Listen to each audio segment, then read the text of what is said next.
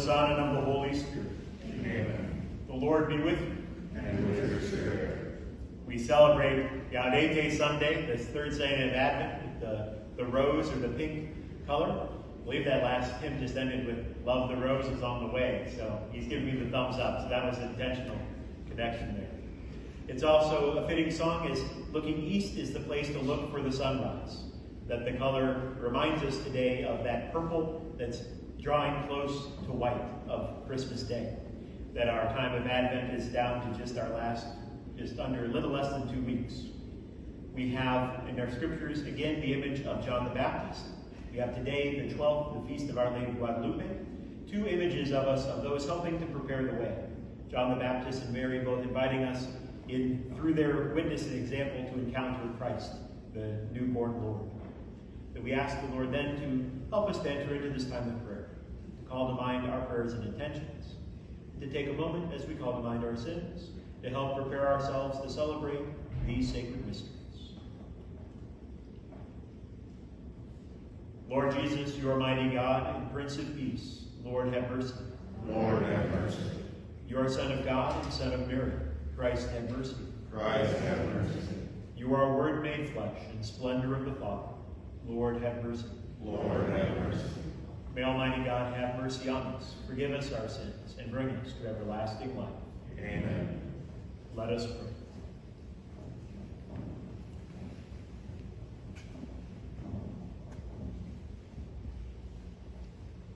O God, we see how your people faithfully await the feast of the Lord's Nativity.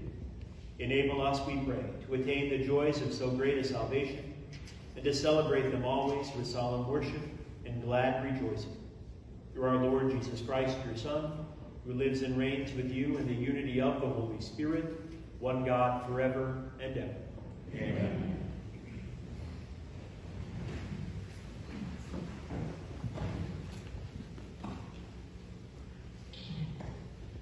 Reading from the book of the prophet Isaiah. The Spirit of the Lord God is upon me, because the Lord has anointed me. He has sent me to bring glad tidings to the poor, to heal the brokenhearted, to proclaim liberty to the captives, and release to the prisoners, to announce a year of favor from the Lord, and a day of vindication by our God. I rejoice heartily in the Lord, and my God is the joy of my soul. For he has clothed me with the robe of salvation and wrapped me in a mantle of justice, like a bridegroom adorned with a diadem, like a bride bedecked with her jewels, as the earth brings forth its plants, and a garden makes its growth spring up. So will the Lord God make justice and praise spring up before all the nations. The word of the Lord. Thanks be to God. The responsorial psalm. My soul rejoices in my God. My soul rejoices in my God. My soul proclaims the greatness of the Lord. My spirit rejoices in God my Savior. For he has looked upon his lowly servant. From this day all generations will call me blessed. My soul rejoices in my God. The Almighty has done great things for me, and holy is his name. He has mercy on those who fear him in every generation. My soul rejoices in my God. He has filled the hungry with good things, and the rich he has sent away empty. He has come to the help of his servant Israel, for he has remembered his promise of mercy. My soul rejoices in my God. A reading from the first letter of St. Paul to the Thessalonians. Brothers and sisters, rejoice always. Pray without ceasing. In all circumstances give thanks, for this is the will of God for you in Christ Jesus. Do not quench the spirit. Do not despise prophetic utterances. Test everything. Retain what is good. Refrain from every kind of evil. May the God of peace make you perfectly holy, and may you entirely, spirit, soul, and body, be preserved blameless for the coming of our Lord Jesus Christ. the one who calls you is faithful, and he will also accomplish it. The word of the Lord. Thanks be to God.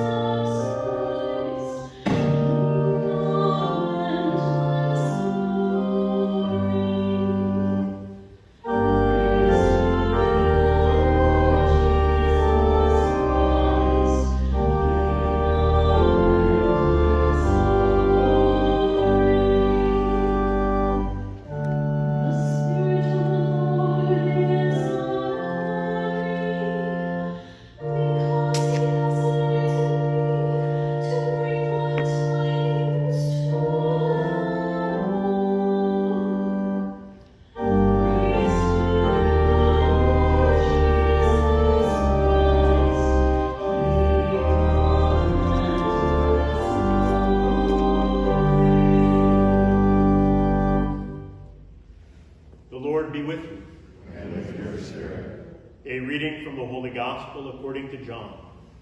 Glory to you, Lord. A man named John was sent from God. He came for testimony, to testify to the light, so that all might believe through him. He was not the light, but came to testify to the light. And this is the testimony of John. When the Jews from Jerusalem sent priests and Levites to him to ask him, "Who are you?" he admitted, and did not deny it, but admitted, "I am not the Christ." So they asked him, "What are you then? Are you Elijah?" He said, "I am not." "Are you the prophet?" He answered, "No." So they said to him, "Who are you? So we can give an answer to those who sent us. What do you have to say for yourself?" He said, "I am the voice of one crying out in the desert, 'Make straight the way of the Lord,' as Isaiah the prophet said." Some Pharisees were also sent. They asked him, "Why then do you baptize, if you are not the Christ or Elijah or the prophet?" John answered them, "I baptize with water, but there is one among you whom you do not recognize, the one who is coming after me, whose sandal strap I am not worthy to untie." This happened in Bethany across the Jordan, where John was baptizing. The Gospel of the Lord. Praise to you, Lord Jesus Christ.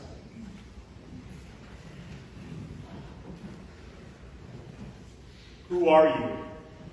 This core question about John the Baptist. I mentioned last week that we were beginning the Gospel of the Gospel of Mark, but that John sometimes popped in for special feasts, and so to go a little bit deeper. And that's what we have this week. That we have this extended kind of reflection on John the Baptist in the Gospel of John and who he is, his mission.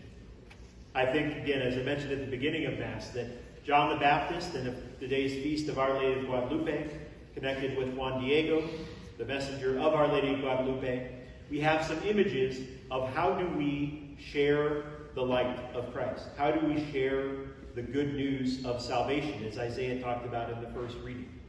That we're all called to be, in some sense, a witness to this goodness and life of God. And by looking at the saints, we get this image of how it is that we can, in our own life, maybe kind of embody that or fulfill that mission and purpose. That John answers, "I am the voice." He uses this image for himself, the voice. The voice of one crying in the desert or in the wilderness. That a voice is a bridge. That the voice is something directed to something else. That we have within our heart, within our mind, something that we want to communicate. Our voice carries it through the air to the other person, and they seek to understand that message, that meaning that we want to convey, and that stays with them in their mind, in their heart, as the voice fades away. That John emphasized that he wasn't the end goal. The greatness of John the Baptist led many to kind of think of him, again, as if he was maybe the Redeemer himself.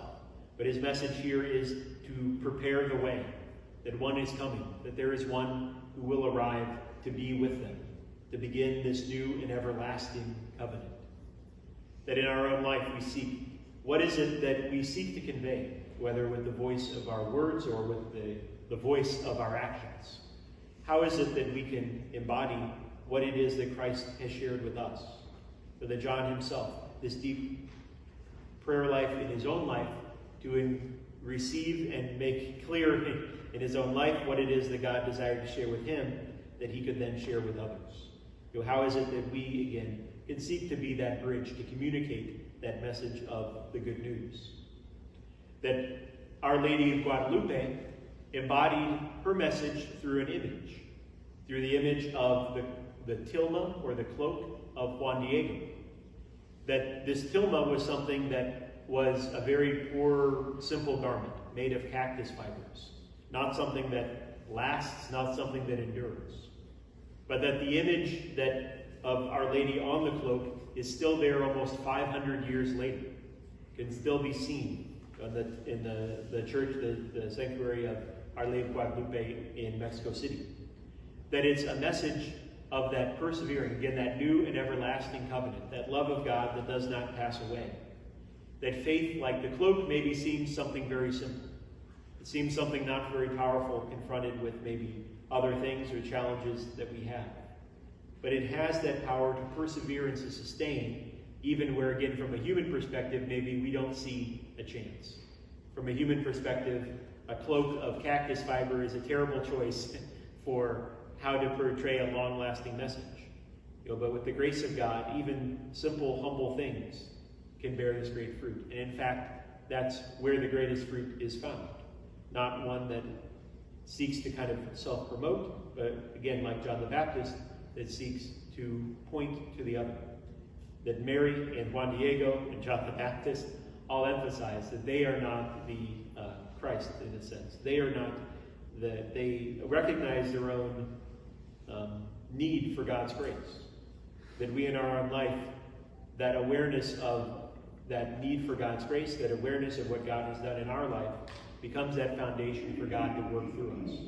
That becomes that foundation then that we can really be, again, that voice to convey the message of Christ. That persevering love of Mary continues to witness to that in simple, humble things. That we ask the Lord then, again, thinking as we go forward, what are going to be the kind of concrete circumstances this year for us? What are they going to look like? Who are we going to speak with? Are we going to have the ability to visit people? And if so, how so? These sorts of things. And to say, where is it then that light of Christ can shine in that? If it's not, again, in the personal ways as it was last year or other years, what ways through phone, technology, other things like that, are we going to be able to encounter others? How is it that through these things we can be a light, an image, a voice of that love of God, that faithful love of God? That faith, again, that like the cloak can seem so simple and so small, but that has the power to persevere through the greatest of difficulties. To think about all the things that cloak of Juan Diego has seen in the last 500 years, that it's seeing now. And that, again, with that simple, humble confidence in God, continues to move forward. A lot of different images here that we used, but we ask the Lord, in a prayerful spirit, to keep reflecting on them. How is it the Lord is speaking to us, through these images? How are we called to respond in this time?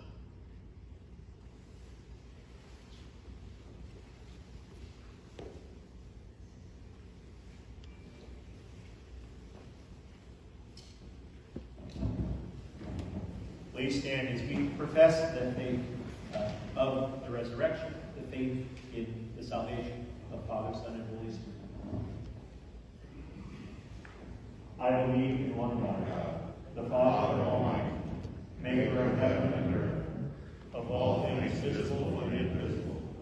I believe in one Lord Jesus Christ, the only begotten Son of God, born of the Father before all ages, God from God, light from light, true God from true God, begotten, not made, consubstantial with the Father. Through him all things were made. For us and for our salvation, he came down from heaven, and by the Holy Spirit was incarnate of the Virgin Mary, and became man. For our sake he was crucified under Pontius Pilate,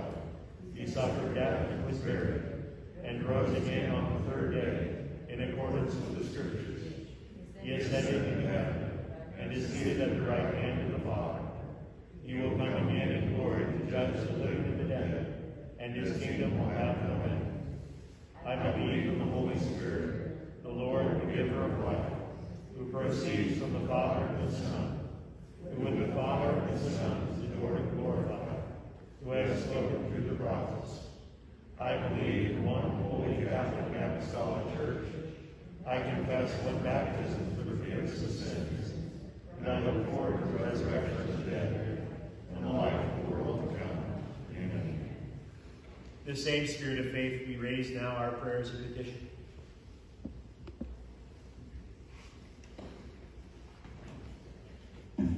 For the Church, during this holy season of Advent, that we testify to Christ by rejoicing in him always, let us pray to the Lord. Lord, hear our prayer.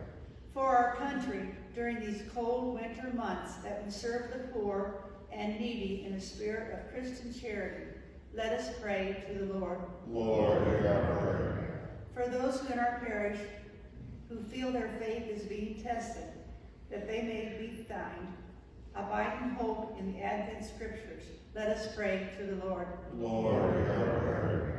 For those who are distressed about the upcoming holidays, that they may join with others in establishing new, joyful memories, let us pray to the Lord. Lord, hear our prayer.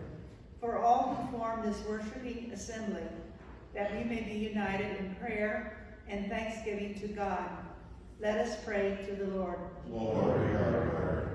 For all the intentions written in our parish book, for those on our cancer quilt, for those who have served in the military, living and deceased, for vocations to the ordained and consecrated life, and for Luann Kirkering, deceased, for whom this Mass is offered, let us pray to the Lord. Lord, hear our prayer. For the protection of the Church here and throughout the world, let us pray the prayer to St. Michael the Archangel. St. Michael the Archangel, defend us in battle. Be our protection against the wickedness and snares of the devil. May God rebuke him, we humbly pray. And do thou, O Prince of the heavenly host, by the power of God, thrust into hell Satan and the other evil spirits who prowl about the world for the ruin of souls. Amen. Almighty God, we lift up our prayers and intentions, asking that you hear and answer them according to your holy will, through the intercession of the Blessed Virgin Mary and all the saints, and in the name of Jesus Christ, our Lord. Amen. The offertory hymn is Lift Up Your Heads, Ye Mighty Gates.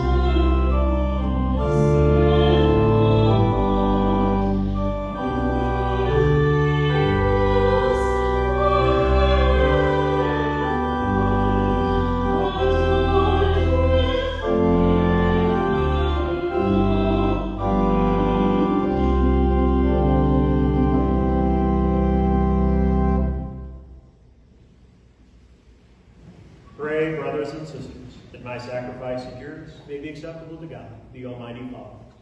May the Lord accept sacrifice of your hands, with praise and glory of his name, for our good and good of all his holy church.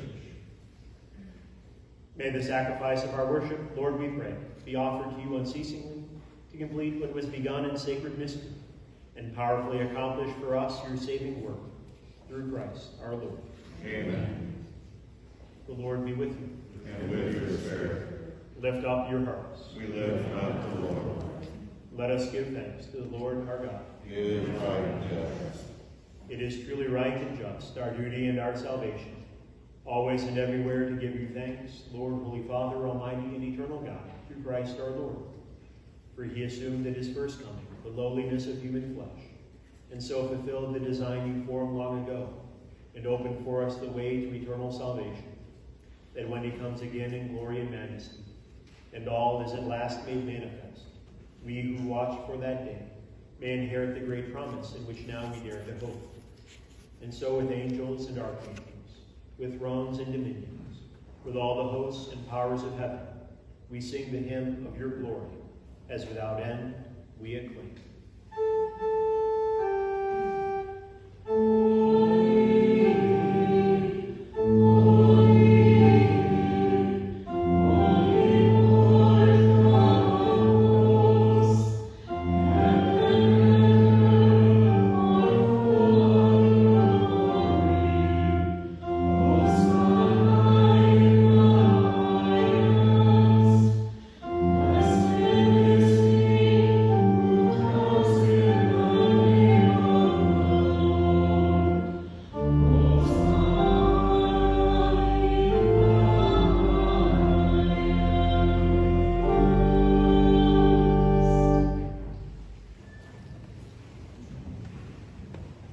You are indeed holy, O Lord, the fount of all holiness.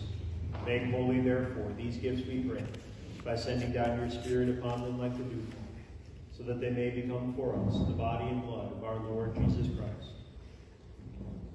At the time he was betrayed and entered willingly into his passion, he took bread, and giving thanks, broke it, and gave it to his disciples, saying, "Take this, all of you, and eat of it, for this is my body, which will be given up for you."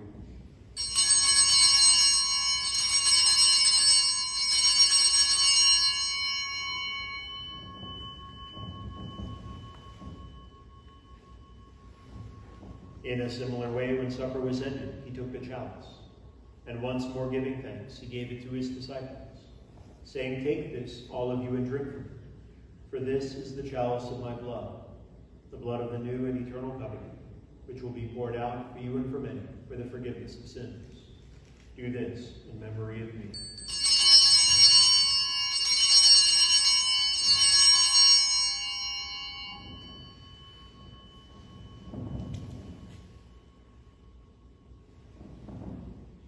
The mystery of faith.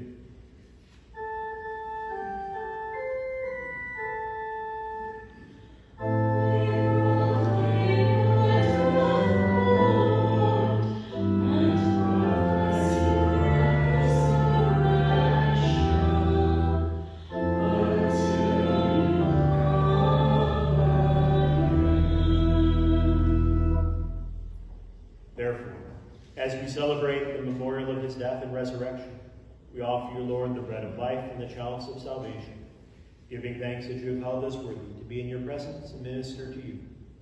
Humbly we pray that, partaking of the body and blood of Christ, we may be gathered into one by the Holy Spirit. Remember, Lord, your church spread throughout the world, and bring her to the fullness of charity, together with Francis our Pope, Daniel our Bishop, Louis his brother Bishop, and all the clergy. Remember also our brothers and sisters who have fallen asleep in the hope of the resurrection, and all who have died in your mercy. Welcome them into the light of your face. Have mercy on us all, we pray, that with the Blessed Virgin Mary, Mother of God, with blessed Joseph, her spouse, with the blessed apostles and all the saints who have pleased you throughout the ages, we may merit to be co-heirs to eternal life, may praise and glorify you through your Son, Jesus Christ. Through him and with him and in him, O God, Almighty Father, in the unity of the Holy Spirit, all glory and honor is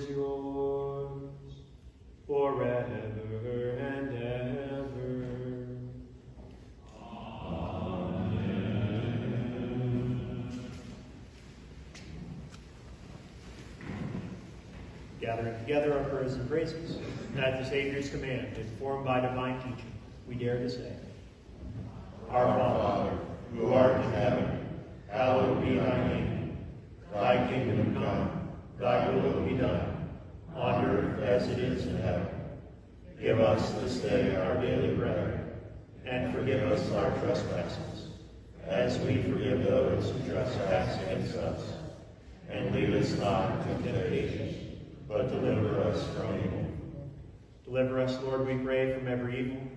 Graciously grant peace in our days, that by the help of your mercy we may be always free from sin and safe from all distress, as we await the blessed hope and the coming of our Savior, Jesus Christ. For the kingdom, and power, and glory are yours now and forever. Lord Jesus Christ, who said to your apostles, "Peace I leave you, my peace I give you," look not on our sins, but on the faith of your church. Graciously grant her peace and unity in accordance with your will, who live and reign forever and ever. Amen. The peace of the Lord be with you always. And with your spirit.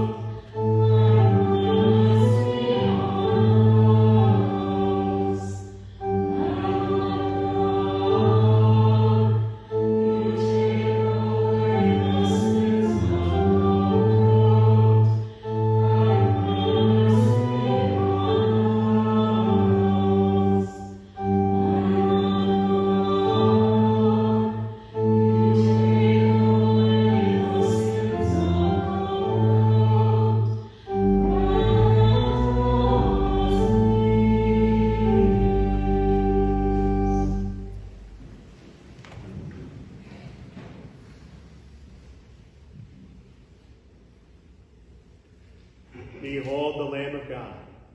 Behold him who takes away the sins of the world. Blessed are those called to the supper of the Lamb. Lord, I am not worthy that you should enter under my roof, but only say the word, and my soul shall be healed.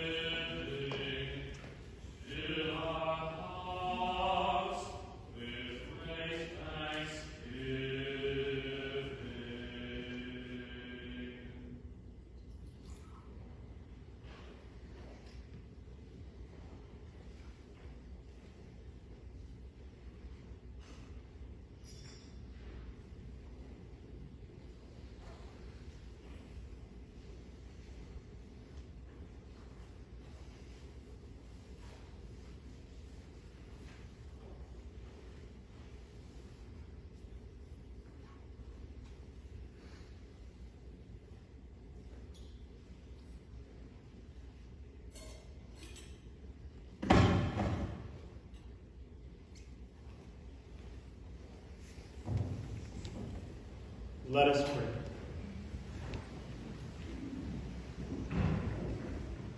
We implore your mercy, Lord, that this divine sustenance may cleanse us of our faults and prepare us for the coming feasts. Through Christ our Lord. Amen. Mentioned we've been doing our calls to contact about our Christmas Masses. If you have not been contacted, or if hadn't got a message, or if anyone watching is interested in attending Christmas Masses, please contact the office as soon as you're able. This upcoming week, we're going to be working on kind of getting all the Masses assigned and then contacting everybody to confirm which Masses they'll be at. So we'll have, again, Christmas Eve, Christmas Day, and then our Saturday night Mass here, and the Sunday, the Feast of the Holy Family. So we'll have kind of, it was 4 days in a row of Christmas celebrations. Speaking of celebrations, there's also a special one today. We have a birthday boy in our midst, I guess. So Don Fiedler's birthday is today. So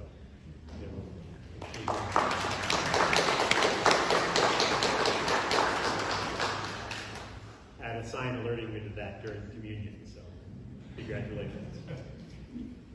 The Lord be with you. And with your spirit. May Almighty God bless you, the Father, and the Son, and the Holy Spirit. Amen. Go in peace. Thanks be to God.